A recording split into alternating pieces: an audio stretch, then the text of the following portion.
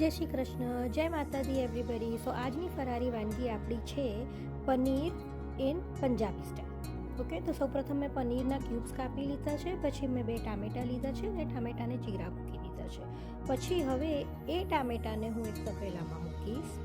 એની અંદર હું 2 લીલા મરચાં આખા એડ કરીશ. એની અંદર હું થોડાક ટુકડા કાજુ એડ કરીશ. એની અંદર 2 ચમચી સફેદ તલના હું એડ કરીશ અને એની અંદર 1 ચમચી આખું જીરું. હવે એની અંદર હું પાણી એડ કરીશ અને આ બધું ગેસ ઉપર મૂકીને ઢાંકીને હું એક 15 મિનિટ્સ માટે કૂક કરી લઈશ. અથવા તો એટલું કૂક કરજો કે તમને એની ટામેટાની સ્કિન ઉખડતી દેખાય. જ્યારે ટામેટાની સ્કિન ઉખડવાની ઇઝી થઈ જાય, દેટ મીન્સ કે એ બરાબર કૂક થઈ ગયું છે.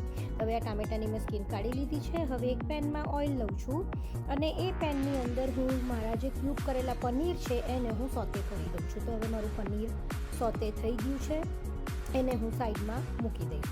હવે જે ટામેટાં અને બધું મેં બાફ્યું હતું એને મેં ગ્રાઇન્ડરમાં સ્ટ્રેન કરીને લઈ લીધું છે. એનું પાણી સેવ કર્યું છે, પાણી ફેંકી નથી દેવાનું. અને આ ટામેટાની હું હવે ગ્રેવી બનાવી દઈશ. એ આપણો બેઝ બની ગયો.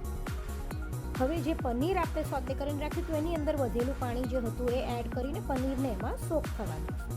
હવે એક સેમ પેન મેં લીધું છે પાછું. એની અંદર થોડુંક તેલ મૂકીને એમાં મેં થોડુંક જીરું મૂક્યું છે. હવે એની અંદર આ બધો હું મસાલો મૂકી દઈશ. આમચૂર, શેકેલો જીરું પાવડર, સંચર, વાટેલા લીલા મરચાં અને આદુની પેસ્ટ અને થોડાક લવિંગ. તેલમાં લવિંગ મૂકી દીધા છે, મારું જીરું તતરી ગયું એટલે. અને એની અંદર ઓલો બધો મસાલો જે હતો એ મેં હવે એડ કરી દીધો છે. અને હવે એ મસાલાને હું 2 મિનિટ માટે 2 મિનિટથી બી ઓછી થોડુંક સોતે કરીશ. એ સોતે થાય એટલે એની અંદર જે આપણે ટામેટાની ગ્રેવી બની હતી એ ગ્રેવી એડ કરી દઈશ. હવે આ જ મિક્સીની અંદર થોડુંક પાણી એડ કરીશ અને એને ગ્રેવીની અંદર એડ કરી દઈશ. હવે એની અંદર પાણીમાં સોક કરેલું પનીર પાણી સાથે એડ કરી દઈશ. અને હવે એ બધું બરાબર મિક્સ થઈ જાય એને ઢાંકીને એને હું 10 to 12 મિનિટ કૂક થવા દઈશ. અથવા તો જ્યાં સુધી ઓઇલ છૂટા પડે ને તમને ઉપર ઓઇલ દેખાય ત્યાં સુધી કૂક થવા દેવાનું. હવે આ મારું પનીરનું શાક રેડી છે. એને હું કોથમીરથી ગાર્નિશ કરીશ અને એને ગરમા ગરમ ફરારી રોટલી સાથે સર્વ કરી દઈશ. એન્જોય.